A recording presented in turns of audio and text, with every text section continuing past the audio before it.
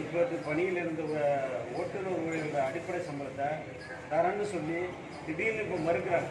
நீதிமன்ற தீர்ப்பு வந்த பிறகும் இந்த அடிப்படை சம்பளத்தை குறைத்து நிர்ணயிக்கப்பட்டதை கண்டித்து தான் இந்த போராட்டம். அது மாத்திரமல்ல, இந்த ஓய்வூதியர் சங்கம் கிட்டத்தட்ட பல்கலைக்கழக ஊழியர் சங்கத்தோட கோரிக்கையில் கடந்த கிட்டத்தட்ட 3 ஆண்டுகளாக மறுக்கப்பட்ட நிலைமையிலும் இப்போ பார்த்தீங்கன்னா இந்த பல்கலைக்கழக ஊழியருடைய அடிப்படை சம்பளம் படிப்படியாக குறைச்சிக்கிட்டே வராங்க. இதை எதிர்த்து தான் இந்த முற்றுகை போகிறாங்க. எவ்வளோ பேர் இப்போ ஓட்டுநர் இருக்காங்க?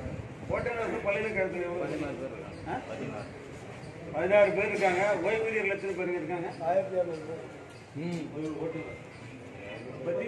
நீதிமன்ற தீர்ப்பை அலட்சியப்படுத்தும் விதமாக மீண்டும் அதை அடிப்படை சம்பளத்தை குறைத்து வழங்கப்பட்டதை ஏற்று இந்த தினம் ஆர்ப்பாட்டம் நடத்த அறிவிக்கப்பட்டிருந்த நிலையில் பல்கலைக்கழகத்தினுடைய பதிவாளர், பல்கலைக்கழகத்தினுடைய ஒருங்கிணைப்பு பேராசிரியர் அருட்செல்வி மேடம் அவர்களும் அண்ணாமலை காவல்துறை ஆய்வாளர் அவர்களுடைய தலைமையில் நடந்த பேச்சுவார்த்தையின்படி திங்கட்கிழமை மாலை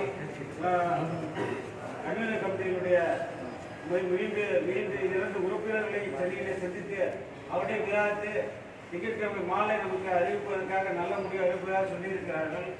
ஆனால் அவர் அறிவிக்கப்படாத சூழ்நிலையில் அண்ணாமலை பல்கலைக்கழக ஊழியர் சங்கமானது தொடர்ந்து குறிப்பாக இந்த பல்கலைக்கழகத்தில் ஓய்வூதியர்களுக்காக பல ஆண்டு கிட்டத்தட்ட ஒரு 10 ஆண்டு காலமாக நிறுத்தப்பட்டிருக்கின்ற நமது ஓய்வூதிய பயன்களையும் பல்கலைக்கழக ஊழியர் சங்கத்துடைய கோரிக்கையில் மற்றும் ஊழியர்களுடைய இந்த மாதிரி அடிப்படை சம்பளங்கள் தொடர்ந்து குறைத்து நிர்ணயிக்கப்படுவது எதிர்த்து காலவரையற்ற ஒரு தொடர் போராட்டத்தை நடத்துவோம் என்பதை இந்த நேரத்தில் தெரிவித்துக் கொள்கிறோம்.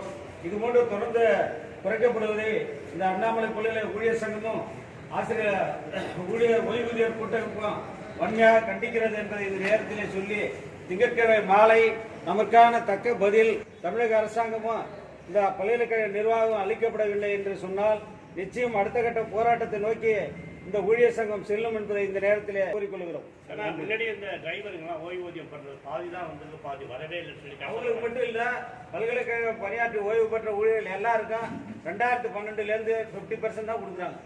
யாருக்குமே இல்லை, டிரைவருக்கு மட்டும் இல்லை, அனைத்து ஊழியர்களுக்குமே எல்லாம் ஆசிரியர் ஊழியர்கள் அத்தனை பேருக்குமே 50% ஓய்வூதிய பயன்கள் தான் இந்த பல்கலைக்கழகத்தில் நிர்வாகத்தால் வழங்கப்பட்டு வருகின்றது. இதை அனைவரும் ஒருங்கிணைத்து மிக விரைவில் மாபெரும் போராட்டத்தை இந்த அண்ணாமலை பல்கலைக்கழக ஊழியர் சங்கம் கையெடுக்கும் என்பதை இந்த நேரத்தில் தெரிவித்துக் கொள்கிறோம். என் பேர் எஸ் மனோகரன், அண்ணாமலை ஊழியர் சங்க தலைவர்.